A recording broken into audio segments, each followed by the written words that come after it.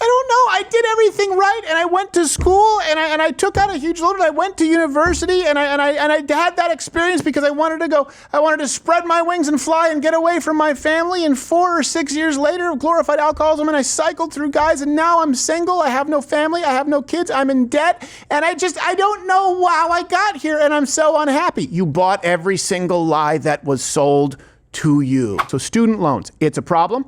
I get it. And I understand why Generation Z will tell boomers, they'll say, well, you don't understand because the costs have skyrocketed. Yep. I will tell you this, it's not impossible to achieve the American dream, but there is a different competitive sphere in the workforce. It's a different competitive energy where you don't have the same job security. There are legitimate gripes. But a lot of people don't know why we have this student loan problem. And the solution is more poison pills, to be clear. So this is kind of the jumping off point. This has been going viral, and there are a few people online now they are melting down, and my heart goes out to them, but they've made mistakes over their student loans.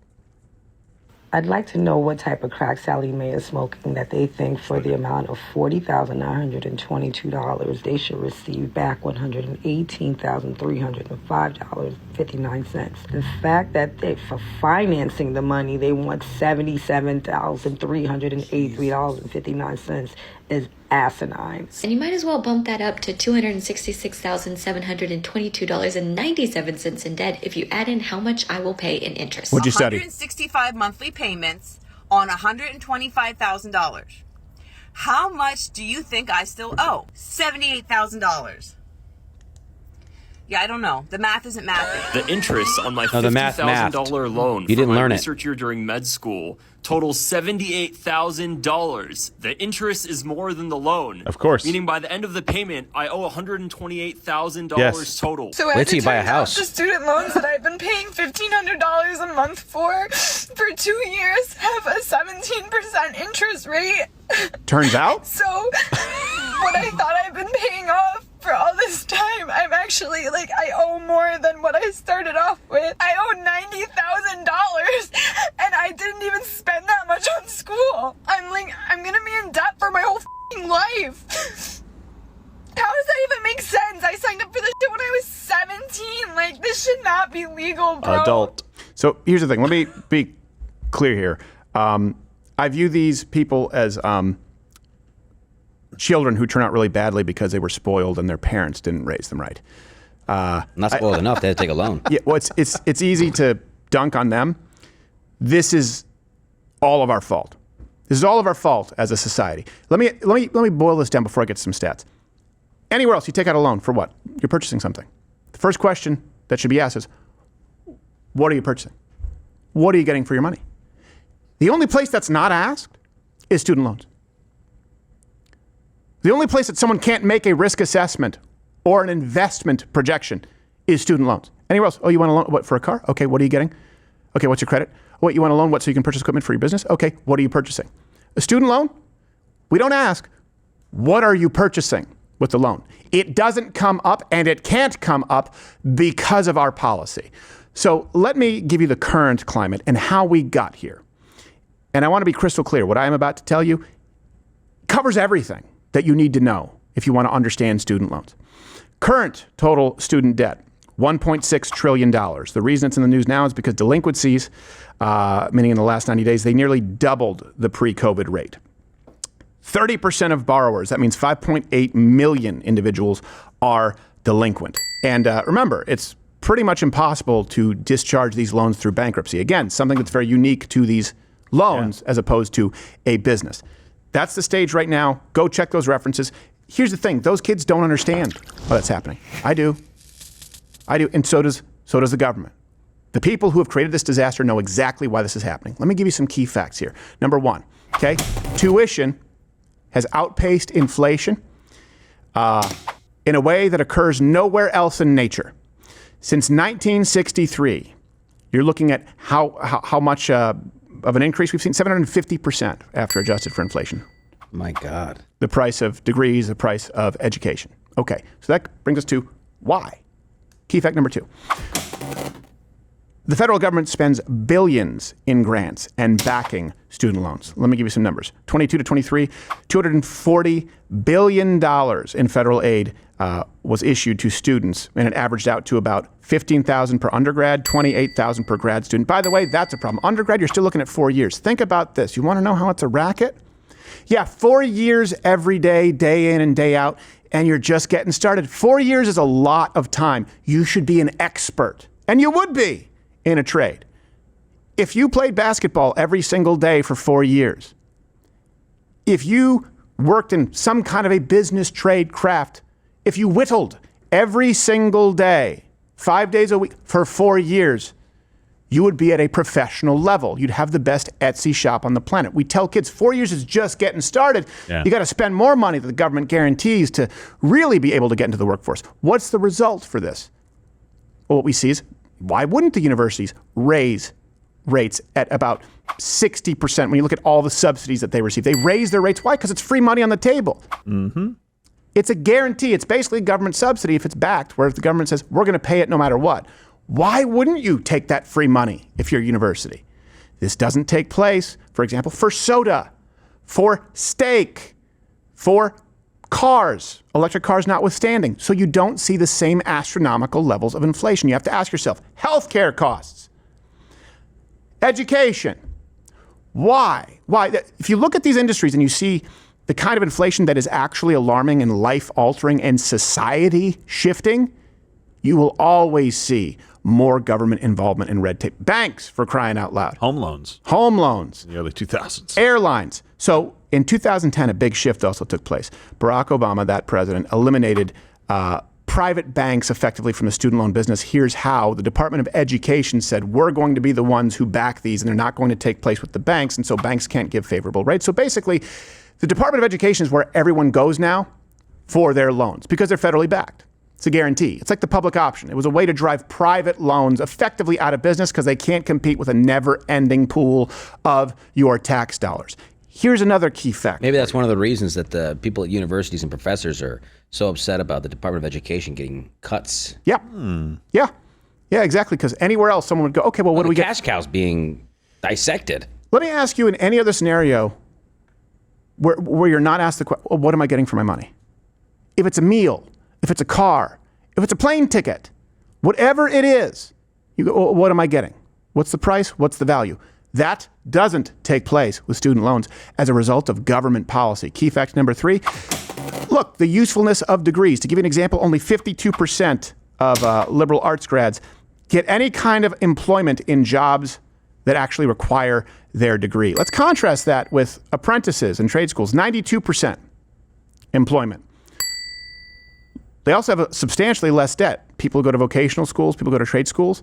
$10,000 in debt on average, $41,000 for university graduates. And then, of course, you have that interest, which will continually make it more and more and more. And you basically find yourself in shackles. Some other considerations to take into account here. University spending, right, is up dramatically, but administrative spending is up, whereas the actual spending on instructional services, like teaching, down. So administrative services up 6.3%. The instructional services down 4.7%. This money's not going to better teaching. And the teaching that you get at university sucks because it creates writers at Vox. Burn it all down. I'm out. And then there are credit ratings. And I'm going to get to a solution, guys. What you can do personally, you can avoid this and you can set a course for your life. If you have not gotten into this racket, you can do better. You don't have to do this. And I'm also going to tell you exactly what the government should do, what would work. It's really only 3 steps, but they won't. There are too many, just like you talk about Epstein, there are too many people implicated. There are too many people who stand to benefit from enslaving you into an education with a degree that isn't worth the paper it's printed on. Universities, right? You're talking about credit. There are credit ratings at play where universities are incentivized to increase enrollment and tuitions.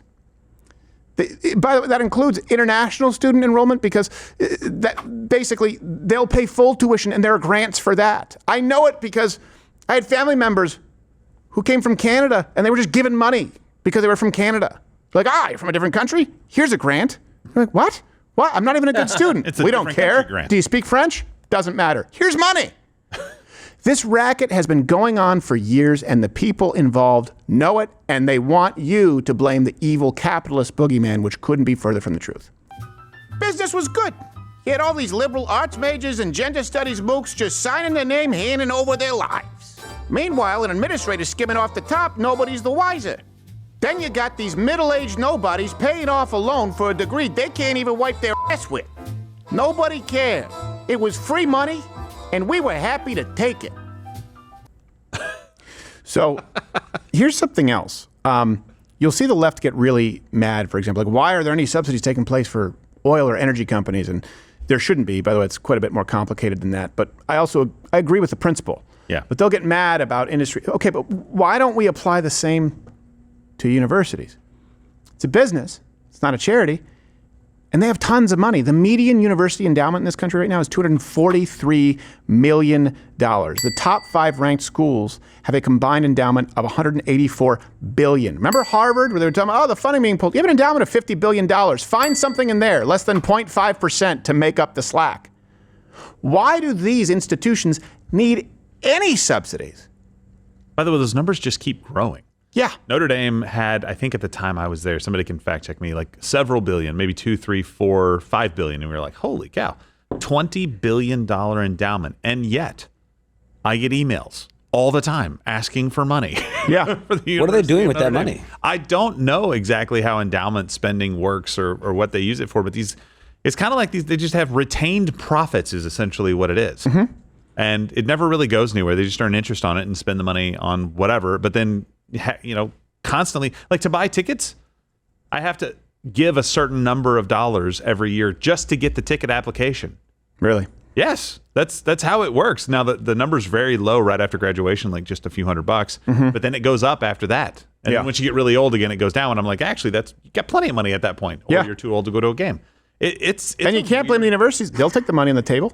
Yeah. It's like when people go, "You're a hypocrite." COVID, these conservatives took business loans. Do you ever wrote a 7-figure check to the government in taxes, and then you see them shutting down businesses and giving money out to people who've run unsuccessful? Of course you're going to take it. It's like John Stossel talked about his house that was on the water being rebuilt like 3 or 4 times. Like, now, of course, I shouldn't have built in a storm pathway, but I'll take the money. Like, it's just, gotta do it. Why wouldn't you do it? It's the government incentivizing this that is a problem. Let me, I also want to sort of bring this back to that woman talking about, being a professional whore. It's what kind of a life do you want to live? Mm-hmm. And by the way, that's not a small question, because if collectively people answer in concert in a way that's unified, that's how you have a country. Because that's what we had in this country. It wasn't just freedom. It was, all right, life, liberty, pursuit of happiness, and family, faith, and freedom. I'm going to give you a personal solution, then a government solution here, because the last thing we want to be is just people who bitch. Let me ask you this, because people say, hey, what do I want to do? And that's how I end up becoming a Vox writer. What kind of a life let me ask you this. Do you think that anything you do professionally, any job, it could be a bean counter, could be a writer, do you think that any of it is going to matter to you more at the end of your life, be more fulfilling or meaningful than your family and relationships with people you love? Now, Disney and the media will tell you it's all about family and evil businessman, right? A Harry Chapin song. But then society tells you, hey, the path to success is exactly the path that will preclude you from finding fulfillment in your life with a family, right? It's the path to success. You have to go to university. Don't just do undergrad, right? You have to get your master's. You have to spend the years that you would have spent throughout all of human history finding a mate and starting a family and charting a course and making a plan. You have to forfeit all those years for glorified alcoholism and a degree that may or may not be of any use to anyone.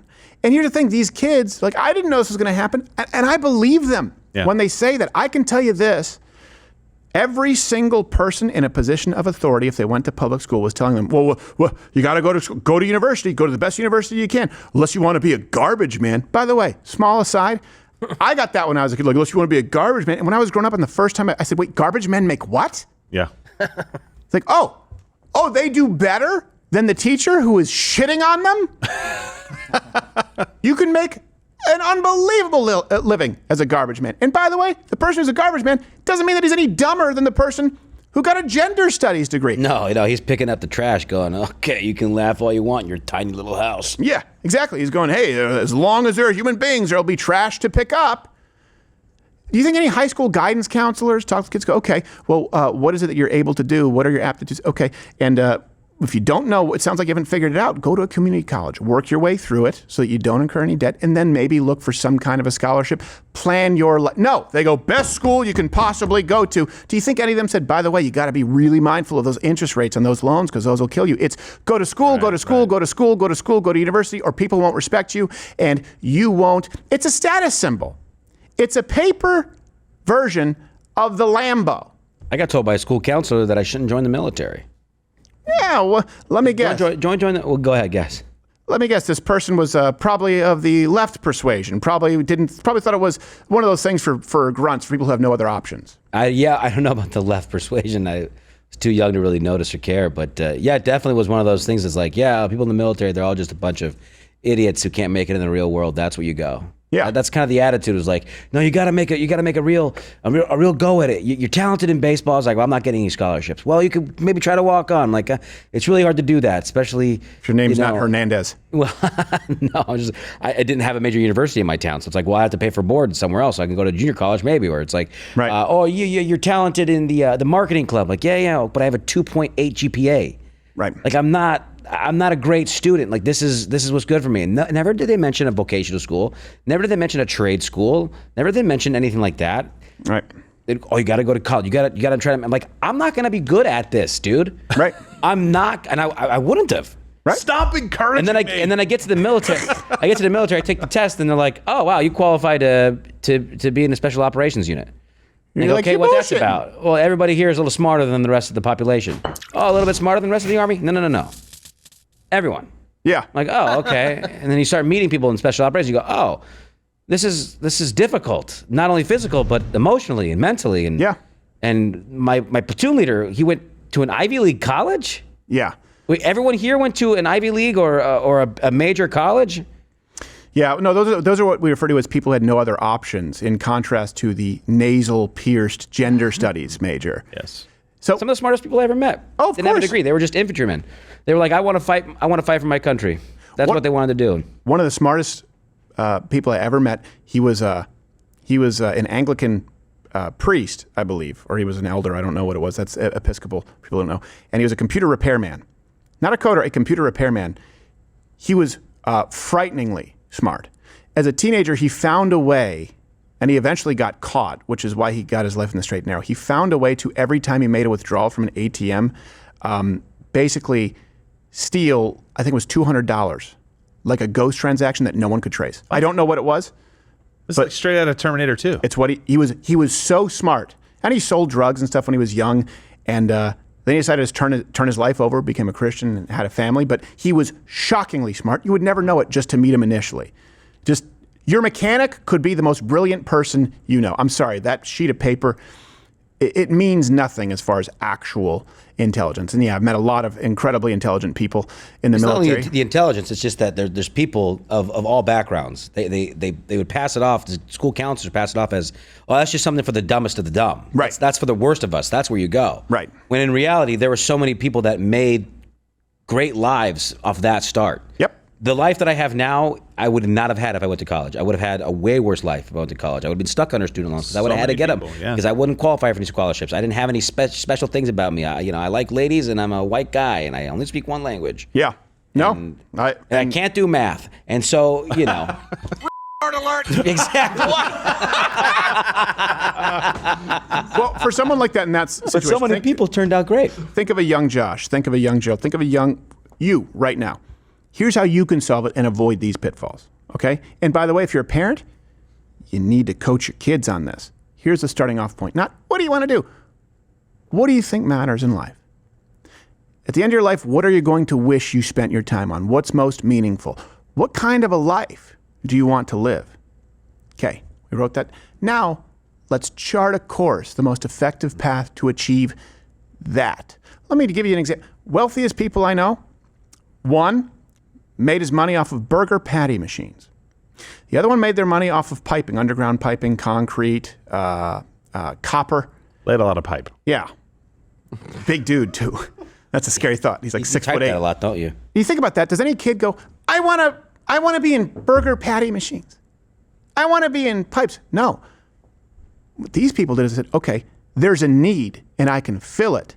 And then I can have the kind of life that is meaningful to me. I can spend more time with my family. I can have financial freedom, financial independence. Would you give all that up to study German poetry at Yale? I'm making an extreme example, right? I'm drawing an extreme example to make a point. But these are decisions that the majority of young Americans, close to them, are making on a regular basis. So the first question, ask yourself or ask your son or daughter, what kind of a life do you want to live? What matters to you? Huge part of that is, do you want to have a family? Guess what? That changes everything. Because getting a master's or a PhD in anything other than a science or medical degree is entirely useless, and you have, in many cases, foregone the years that you need to plan for that. So, plan your life around that. Does it involve college? If so, why are you going? What are you seeking to accomplish? Okay. Are there more effective, more cost-effective, too, alternatives? Vocational school, apprenticeships. Finally, do your math.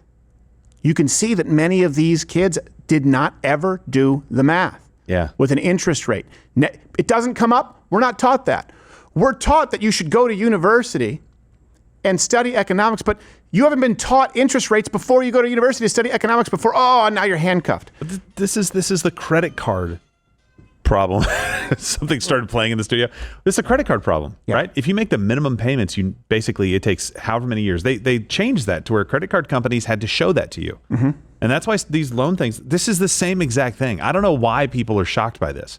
Yes, if you pay the minimum payment on a loan like this over 10 years, yes, you're going to pay a lot of money in interest. And in this case, with 14 or 15% interest, that's crazy. By the way, it's about 6 or 7% if you get the loan through the federal government and it's got the backing. If you get it outside, it can be much higher because, shocker, you're not likely to repay the loan. Mm-hmm. They have to make more money off of it.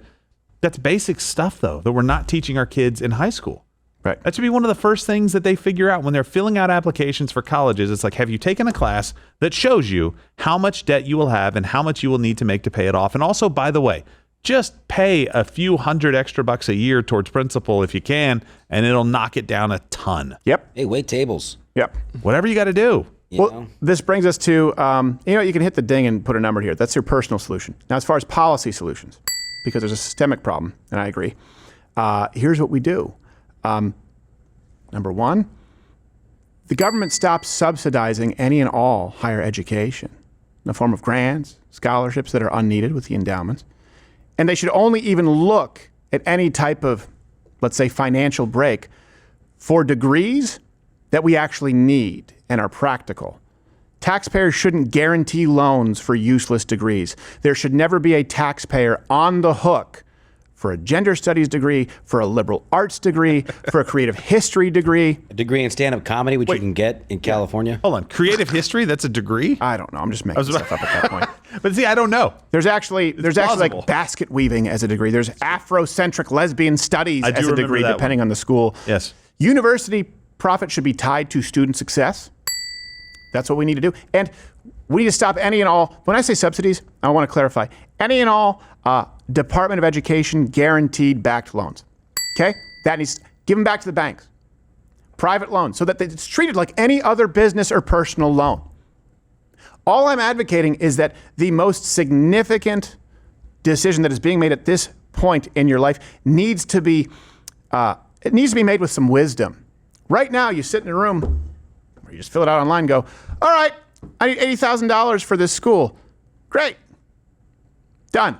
There's no, well, what is the school? Well, what do you plan to do? How do you plan to make that money back? How will you repay this loan? The questions that you have with any other loan, banks would treat this like any other business investment. You just want to privatize it? Well, it's been in the hands of the government. How's that working out for you? Yeah. How is it working out with the kind of inflation that we have seen? In what world does someone getting a blank check at a point in their life when they have no idea how to use it, Where else does that occur? And how does it end well? Yeah. How did you do in high school? We need more people that apply for student loans to hear the word no. Yes. I'm sorry. We just do. We need fewer colleges because there's so many meaningless colleges out there with degrees that don't really help any people. I'm not saying we need fewer educated people because it's very important to have an educated workforce. Yep. I get it. Right. But there are a lot of ways to get that. We need a lot more parents involved in saying, hey, if I want my kids to go to college, I have 3 young boys. I'm thinking down the road, okay, I'm going to set up these savings accounts so I can start putting money into it. And if they don't use it for college, they can use it for trade schools. They can use it for vocational training. There's a lot of other things they can use it for. Great. Jet skis. But we have, we have a process set up. Where are the parents in these conversations? Encouraging their kids to make wise financial decisions. To Hold make on. sure that they don't end up in debt. CNN weird faces. It looks like is the weird. it looks like the legless lizard. Oh, come on. Go back to it. CNN, you know you want to. Oh my gosh. my goodness. The legless lizard. It's not a snake, not to be confused. The legless lizard. I saw it at the aquarium recently. He should stay out of India. But Oh, that was a monitor lizard. or he should go to India. Well, for a I good don't time. know. Eat, pray, love, scream. No, you're right. And the alternative, yeah, the alternative is well, what's the left proposing? I'll say this too. I also think that the government could maybe forgive the interest, not the loans, but forgive the interest if, for example, loans have been paid back and these there's already been some kind of a profit. Because I also believe that these kids have been thrust into, unfortunately, a system Yeah. they didn't fully understand because the government wanted to, right? We all want to make that money, and the universities were all too acquiescent, and so are the lobbyists. So you could maybe forgive some of the interest on the debt. Okay, you cannot forgive student loans. Let me tell you why. This is what the left wants. What the left wants in student loan forgiveness would be one of the greatest wealth transfers in human history from taxpayers to already privileged upper middle class Americans. Over 60% of student loan debt is held by people in the top 40% of earners. What? Yeah. That is insane. Top 40% of earners. So what Ooh, that I would just be, felt so much. I felt. I don't even know how to say it. I just lost all sympathy. yeah. So someone leaving after doing a few tours, someone working construction, someone who's struggling, starting up a business, maybe shut down during COVID, they're paying for a wealthy suburban kid's useless liberal arts degree. That's the end result. And it's wrong. That's why I serve my country. And you know what else? Let's go back to families. What kind of a life do we want? What kind of a relationship do you want? We talked about that woman. Hey, do you want the American dream? People get so caught up, oh, they had pensions. And by the way, boomers have a blind spot here. It's completely achievable, by the way. Kids, younger people, you could reduce your spending. You obviously could be more responsible. On the economic side, yep, I understand that that's feasible. What is different is boomers didn't have the same competitive working environment in that if you did your time, even if you were mediocre, you were loyal to the company, you got a pension. That's just not a thing anymore. So I think if you dropped a lot of people from that generation into today's work environment, they wouldn't fare that well, Right. because it is more performance-based. In other words, they'd be like, well, wait a second. Why are you letting me? I've been here for 20 years. You're letting me go. I'm only a few years away. They go, I don't give a shit. Bring in someone from Bangladesh, or I'll bring in the next kid who will work for less money. So that's a legitimate gripe to have. But the more important facet that we miss is when people say, well, the dream is out of reach. You have to understand, not only do they live in a smaller house, not only do they only get maybe 1 week of vacation, not only do they never eat out, all of that, not only do they have to commute into the city maybe an hour each day, which you could do. I mean, these are just financial decisions that you could make where you could sort of close that gap. But they started a family in their early 20s. They started earlier on what really mattered. So if you say what's out of reach, for my grandparents, that won't come back, you don't realize, well, they also had different priorities and different values. So you do have to decide if that, and I mean this, ask yourself. And anyone out there, please comment, chat, help young people out. Especially, let's say right now you're a millionaire, you're very successful, but you have a family. Would you give up all of it tomorrow for an extra year with your kids? The answer is almost always yes. So why are we framing everything around the dream of the degree and the respect of the Ivy League education? Everyone is chasing the wrong things. And the government, by the way, certainly the Democrat Party has a vested interest because they told you they want the destruction of the nuclear family. You have strong nuclear families and financial independence. Guess what? You have a less powerful government over its people. You have an enslaved people who are isolated, without a husband, without a wife. God says if he finds one, finds what is good, without children. guess what? You have people who are easily manipulated because you're the one in control of the purse string. So personally, do the math, figure out what kind of a lifestyle you want to live, chart a course, and do what is most effective in achieving that, and be sure that you are very mindful of the math. Make sure you teach your children. As a policy, get the government out of the student loan business, and it needs to be treated like any other business or personal loan. And the answer to the greatest wealth transfer that could take place towards upper middle class Americans from working taxpayers in history, that's the proposed solution by the left, needs to be an emphatic no. Let's get back to what matters. Families, faith, freedom, and being independent. Let's get back to the things that actually, make life life. And that's not a master's degree, and it's not a few extra bucks an hour. Yeah. It's not the consumerism that comes with it either. I mean, nope. That's that whole focusing on family for the younger generations. The older generations right now, when they had kids younger, they were happier. Yeah. They had what would ultimately bring them happiness. They focused on family and they focused on faith. Those two things. Those are the things right now that are probably the most under attack in this country. Because it's very easy when you take those things away from people and you say, hey, don't look for happiness there. Look for happiness in your career. Look for happiness in all the other things that we can show you in life. It's very easy to sell them things to try to fill the gap. Right. Because they're looking for something to make them happy, looking for something to make them feel alive and not depressed and not nihilistic or whatever else, connected to society. And nothing can do it like faith and family, ever. Nothing can replace those things. I see that young girl and I crying, and is it funny? Is she entitled? Sure, and I get it.